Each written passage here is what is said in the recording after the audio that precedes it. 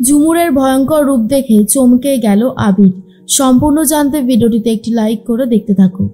ঝুমুরকে ready হতে বলছে আবির আর বলে, দেখো ঝুমুর, এখানে এইভাবে দাঁড়িয়ে থেকো না, রেডি হয়ে নাও। আর কৌশিকী, একটা কথা মনে রেখো, আমি কিন্তু ঝুমুরকে বিয়ে করেছি, তাই ঝুমুরের সমস্ত অধিকার আজকে থেকে আমার, সেই কথা ভুলে গেলে চলবে না। তার মধ্যেই অবিতাজকে ফোন করেছে তমালিকা আর বলে, অবিতাজ, তোমরা কখন আসছো বলো তো? আবিরই বা কখন আসছে ঝুমুরকে নিয়ে? অবিতাজ বলে, এই তো বড় বৌদি, আমরা এক্ষুনি বেরোচ্ছি। অবিতাজ তখন বলে, আবির ওই বাড়ি থেকে কিন্তু ফোন করছে, মা বরণডালা নিয়ে বসে আছে, তাড়াতাড়ি রেডি হয়ে নাও। আবির তখন ঝুমুরকে বলে, ঝুমুর, আমি কিন্তু তোমাকে বারবার করে বলছি তাড়াতাড়ি রেডি হওয়ার জন্য, এখানে এইভাবে দাঁড়িয়ে থেকো না। এরপর কৌশিকী ঝুমুরের কাছেই দাঁড়িয়েছিল। আবির তখন বলে, কৌশিকী, ওকে রেডি হতে দাও, চলে এসো বাইরে। এরপর কৌশিকীও বাইরে চলে যায়। ঝুমুর তো মনে মনে ভাবতে থাকে, ওই বাড়িতে গেলে আবারও অশান্তি শুরু হয়ে যাবে, সবাই মিলে আমাকে কথা শোনাতে থাকবে। এই জীবনটা তো আমার এর জন্যই মোটে ভালো লাগছিল না। আমি তো চলেই যেতে চেয়েছিলাম, দাদাবাবু আমাকে কেন আটকালো, কিসের জন্য আটকালো, আমার একদমই ভালো লাগছে না। এর মধ্যেই আবির আর ঝুমুর রেডি হয়ে বেরিয়ে পড়েছে। আর অন্যদিকে রনিতা প্রচণ্ড রেগে যায়। রনিতা ভাবে, বাড়ির একটা কাজের মেয়েকে স্ত্রীর সম্মান দেওয়ার কি আছে? আমি তো বুঝতে পারছি না আবির কেন এই বাড়াবাড়িটা করছে। আমার আবিরের ওপরে অনেক বেশি রাগ হচ্ছে। তার মধ্যেই মনে মনে ভাবছে রনিতা ঝুমুরকে যেভাবেই হোক এই বাড়ি থেকে বার করবে।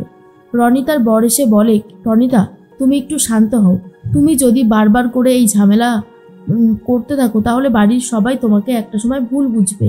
কেন অশান্তি করছো? আর তোমারই বা এতে কি ফায়দা আছে? ঝুমুরকে যদি আবির স্ত্রীর সম্মান দিয়ে মেনে নেয় আর আবির আর ঝুমুর যদি এক হয়ে থাকে, তাহলে তোমার এত অসুবিধা হচ্ছে কেন? আমি তো সেটাই বুঝতে পারছি না।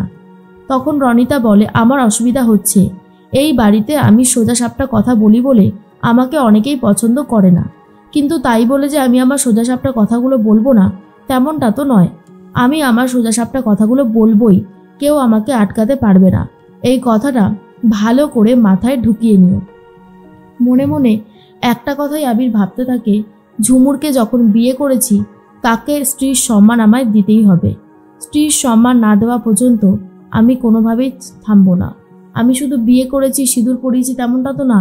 ওকে প্রত্যেকটা সময় বুঝিয়ে দেব আমি ওর পাশে আছি, ওর আপদে বিপদে আমি ওর কেয়ার করব, পাশে থাকবো, এরকমটাই ভাবতে থাকে আবির। কিন্তু ঝুমুরকে কখনোই পেখমের জায়গাটা দেবে না। ঝুমুরের খেয়াল রাখবে ঠিকই, কিন্তু পেখমের জায়গাতেই থাকবে। এর মধ্যে রনিতা অশান্তি করতে থাকে। অন্যদিকে বাড়িতে চলে এসেছে অবিতাজরা। এর মধ্যে অবিতাজ বলে, কি ব্যাপার, তোমরা এখানে এখনো দাঁড়িয়ে আছো? আবির, তুমি দাঁড়িয়ে দাঁড়িয়ে কি ভাবছো? চলো, ভেতরে যেতে হবে তো। এরপর আবির আর ঝুমুরকে দেখে দরজা খুলে দেয় তমালিকা আর বলে, মা, এবার ওদেরকে বরণটা করে নিন। তখনই স্বর্ণালী চলে এসেছে দাদু আর ঠাম্মি। দাদু তখন বলে, ওই তো আমাদের বধুয়া চলে এসেছে।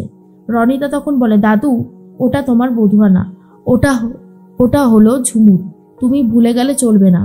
আর ঠিক সেই মুহূর্তে দাদু বলে, আর এই যে তোমার এত কর্কশ সুর আমার কানে লাগছে, তুমি একটু আস্তে কথা বলবে?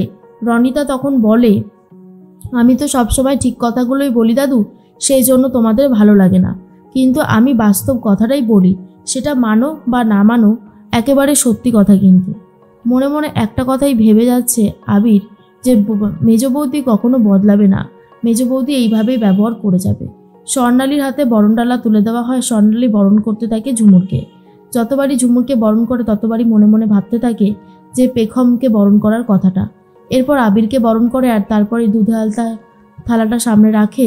ঝুমুরকে বলে ওটাতে পা দিয়ে ভিতরে আসতে। আর ঝুমুরের হাত ধরে আবির ঝুমুরকে নিয়েই ভেতরে নিয়ে আসছে আর বলে, আমি বলছি, তুমি ভয় পেও না, সব ঠিক আছে। দাদু তখন বলে, এই তো আমাদের বধুয়া আর আমার দাদুভাই চলে এসেছে ঘরের মধ্যে।